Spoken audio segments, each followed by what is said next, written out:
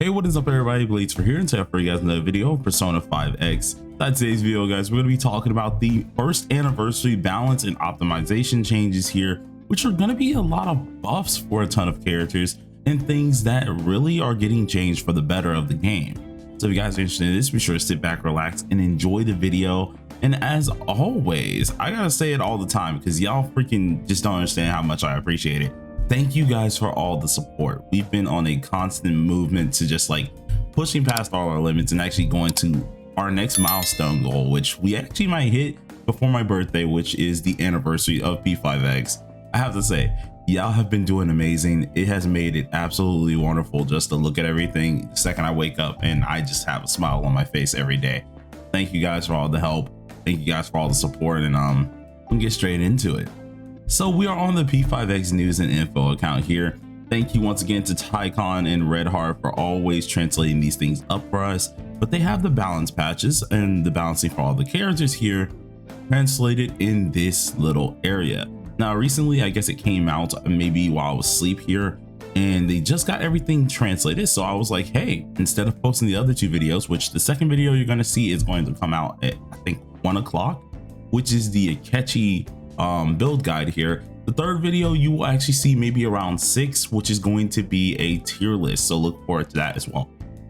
But we have a lot of things to go ahead and look at here. So starting off with number 1 is the man Joker. I'm actually excited about this because of course, you guys know I do like using my Joker. He's A6, just I never ever get the chance to really properly use him. So the man Joker got himself a little bit of a buff here, in which now his potential devour, or his previous skill that he still has here, it increases damage dealt by did do it by 60%, is now going to 72% during the extra turn. Now for me, where I can get these extra turns fairly easily, this is a gigantic buff for me, so I really do enjoy that as well. But at A0, when you end your turn with equal to or more than 3 fury and you are not in your own extra turn, you will then gain 1 extra turn. So you do get that extra turn there. If it does not proc, it will give it to you the next time. And then along with this here, it will then take away those 3 fury stacks when you end your extra turn. So pretty interesting. Now that actually will proc or at least properly and actually is fixed correctly here. Do like that. Absolutely amazing there. He is getting a decent buff, especially in that damage department. So who knows, we may be seeing a new little Joker rise again here, so that's going to be interesting to see. Now the next one here is Summer Closer. Now this is the one that I was saying very clearly that did not need a buff here, especially a buff to the A6 specifically. So they did specifically boost her skill 3, which was the one I figured. I was hoping they didn't buff, because the skill 3, it hits very hard. For those who don't know exactly what the skill 3 is, that is Wave Chaser, in which you're usually going to be utilizing that one the most with Summer Closer here. So it used to be 146.4% for the skill multiplier. It's now 163.6%, and you can bet your bottom dollar I am freaking going to be testing that out because I love my S Closer a lot. It's one of the characters I use 24/7, so I have to say I'm excited to try this one out. And then they specifically buffed A6, which guess who got that? You know, I'm excited for this one and I really want to see what it does here. But apparently when we are in true summer cooling magic, it will now trigger the additional damage twice. So, whoa, actually no, it's not twice anymore. It's 3 times. Okay, so they changed it from twice to 3 times where we can actually trigger it. It increases the skill multiplier Wave Chaser by 35%, or used to be 35% to 50. Holy, 50% increase. Oh no, she might be dangerous.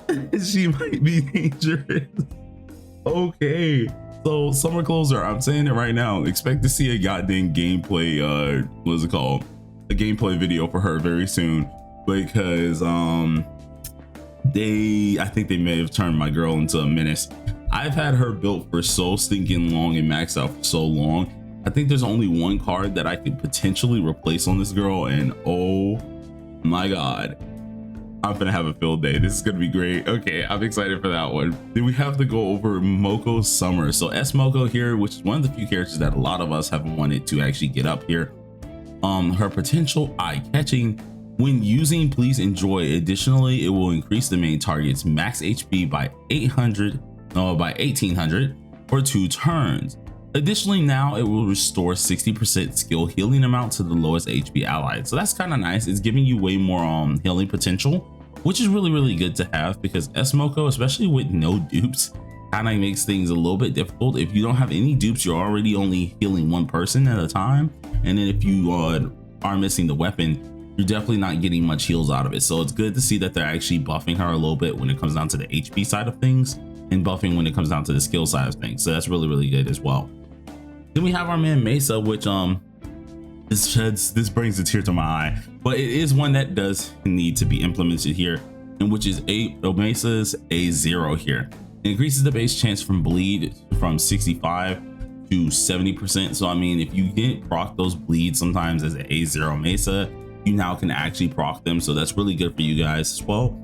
Makes them a little bit better, but it's a 5% increase, but I'm pretty sure that's going to be a drastic amount. So pretty decent as well. Then the one that all of us have wanted, we figured he'd be of course upgraded at the end of the day, because the man had a terrible release here, but that is Crow. So Crow's skill 1 now increases his skill multiplier from 86.9% to a whopping of 95.5%, which sucks because I just made my dang video on him, so that does stinking suck, but it is what it is, I guess there.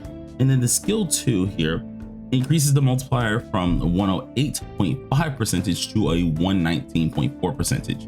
This also allows his skill 3 to get a little bit of a buff as well, which is really good as well, because all of his skills just kind of needed a small damage buff. But this increases the arrow of chaos damage here from 72.1% to 79.3%. So some small upscaling, but some very needed upscaling to say the least. Only time will tell when, of course, we get to use him in the future. We'll be able to see exactly how those damage markers have changed, and I'll be ready to do that, especially with a 4-star weapon, because you weren't catching me doing that 5-star weapon crap. But anyways, pretty decent buff. Then we have Howler. I saw a lot of people inside of at least the Discord going insane over this one here. So Howler here got herself a buff as well. The defense down effects from skill 1 and skill 2 can now stack. Now I do like the sound of that. I do like that now, because that can be very helpful, especially depending on if you're fighting something that needs single target attacks and something that needs AoE attacks. So being able to actually stack those defense downs is actually kind of nice as well. Then we have the 5-star weapon. Now it decreases the target's defense for, well, it was for 2 turns. Now it's 3 turns, which makes this really good for optimizing how you really want to go ahead and do this here. So instead of having the defense shred for, let's say, 2 turns here, and then you have to swap up, or at least redo your, of course, regular old, I want to say, rotation of skills, you now can add in technically 1 extra skill, so you do have that 3rd turn. So it gives you a little bit more of playroom to do things with here. This also can stack the defense downs, which is always nice as well. Then her mental image increases attack. That one is now changed to EHR, which is nice because a majority of her attack does scale up her EHR. So seeing that they ended up changing that, that's really nice as well, because then it makes it so you can hit her actual attack cap even easier than normal. So I do like that. Moving on to the next one here, which is Matoi. At A6, at the start of her turn, if any enemy is inflicted with burn, immediately use Echoing Tide with them as the main target, and Fading Flames can trigger this effect. So I'm guessing beforehand it could not do this whatsoever here, so the A6 has been changed, which you guys let me know how that is, especially for those people who have A6 on Matoi. She's one of the few characters that, like, I saw the very huge potential with her and how good she really is as a debuffer, but I could not get her A6. So you guys let me know how that one is. I don't really know exactly how that's going to be, but y'all let me know on that one.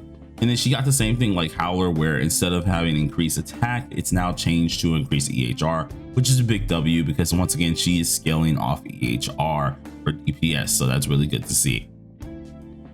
Now going into, ooh, wait, I almost skipped one. I think I skipped one. Wait a minute. Yeah, Win Vast. There we go.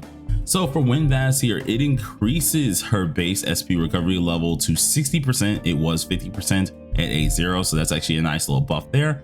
Awareness 2 doubles the crit damage buffs from 5 out of 10 stacks of Bloom, so that's really good as well. Of Blossom, sorry, not Bloom. Really good as well. So we're really actually getting a huge crit damage buff there. So I think values are going to possibly change if you do have A2 now, so that's going to be something to look out for.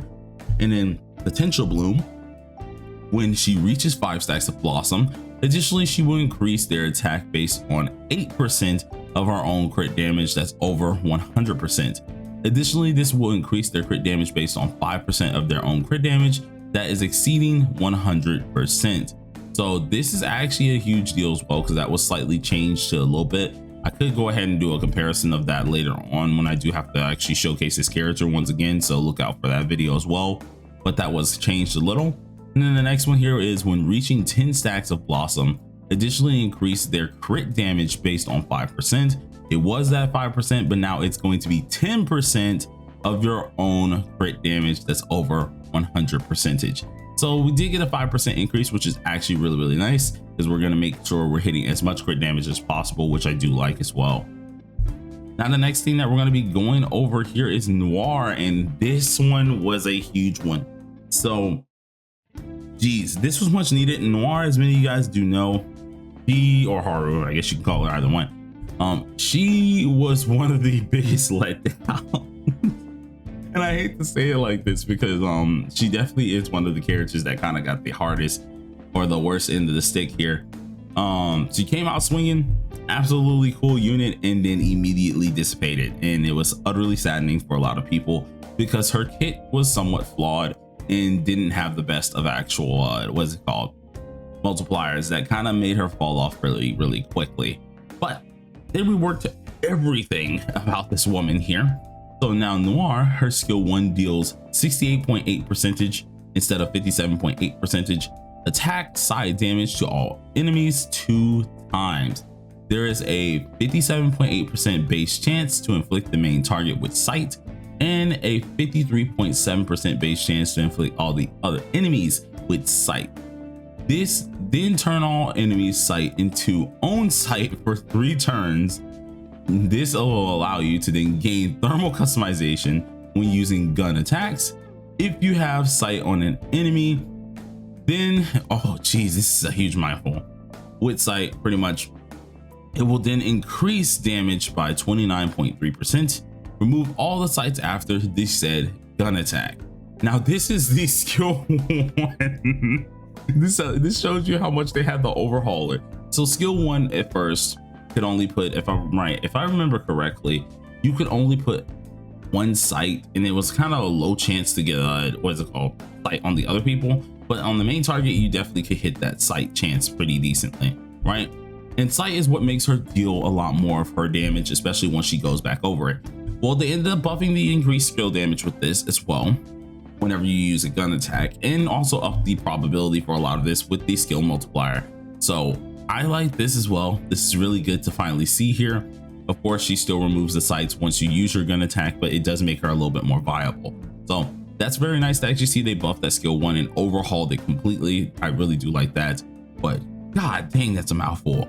But let's go ahead and check out the skill multiplier for 3, and they buffed this as well. The increased skill multiplier for skill 3, it was 110.9%. It's now 129.2%, which is pretty darn nice. That is a decent increase as well. It could possibly make her very much so useful, but only time will tell when we see this. Now this is the big one, because the weapon was always something that a lot of people kind of need to have here. The 5-star weapon here at R0. This is value for a lot of people who have the R0 weapon, including myself, because I did not go for dupes for this weapon here. It increases side damage by 19% to 24%, and when attacking enemies with a sight. Each time you gain customization, it will then increase your attack by 34%. It was a 27% for 1 whole turn. Then of course, her potential was also changed, aka the launch potential. Instead of for every 70%, it's now for every 50% EHR. You will additionally gain 1 stack of 20% crit damage up to 3 whole stacks. So now actually hitting her amount of EHR that you need is way easier. Instead of it having to be like 70, that is absolutely insane, it's now 50. So you can really have, like, I want to say like 150% of EHR, and you will get the most out of her potential finally. So that's really, really good to see. And I'm happy that he ended up changing that, because she definitely needed to change with this. Then the awareness 1. After a new enemy appears, automatically use fusion aiming at the start of your turn. For every 1 stack of sight, this will increase her attack by 8% up to 24%, and the gun attack crit rate by 6% up to 18%, which is a very huge increase and a different change in general for her awareness. So that is nice to actually see that we have an awareness change that might be very, very helpful. So then we have the A3, which when you have not less than 1 stack of sight, it then will decrease damage taken by 25%. When you have not less than 3 stacks of sight, it will increase your sight damage by, oh my god, it was 35%. It's now 60%. Okay, so those of you who have A3, y'all Haru is eating real good, because that is a gigantic percentage upgrade. So that is huge. I'm actually surprised to see that number jump as high as it is. So that's really, really nice to see there. Can't wait to see the damage numbers with that. Then A6, when you have not less than 2 customization, evolve your gun attack to farewell gift. Additionally, this will deal 1 hit of gun attack damage with all customization at 50% of the original damage. Thermal customization, aka the gun attack, will additionally decrease enemies effect res by 27% for 2 whole turn. Then of course, piercing customization, the gun attack, that will gain 12% and when you have a sight. And then we have the spreading customization, which is a gun attack that will gain you 20% crit rate and 20% crit damage when you have sight. So this sounds like a lot, because I feel like this wasn't added at all. Let me double check with that real quick, because I don't additionally remember her having this here in her skill set. So let me go ahead and check this, making sure she has everything good here. So after 2 turns, okay, so that wasn't changed. This wasn't changed from what I'm looking at with her 12% pin when attacking enemies.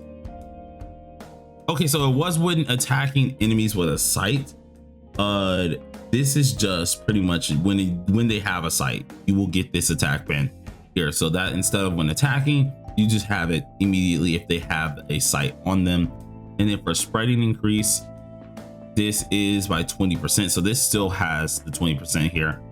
And it says when attacking the enemy with a sight, instead now it's just when they have a sight. So instead of actually having to attack them, you immediately get that before attacking. So I guess it is a little bit of a rework that's actually really, really nice for her. And I will say, hey, I'm excited to freaking see it. I can't wait to see what they really do with this character and actually see how the changes with the values really do go. So I am very excited to see what they end up doing with that here. But I do want to say the A1 and how it does work is kind of changed to an extent, as well as the A3, because I'm looking at them side by side now, and the A3 is also changed to a high extent as well. So interesting. We're gonna have to see really hard how Noir is gonna perform, and I'm gonna ask my buddy here, because I know he has an A6 Noir, so I really want to see exactly what he can perform now, seeing that she has been heavily altered.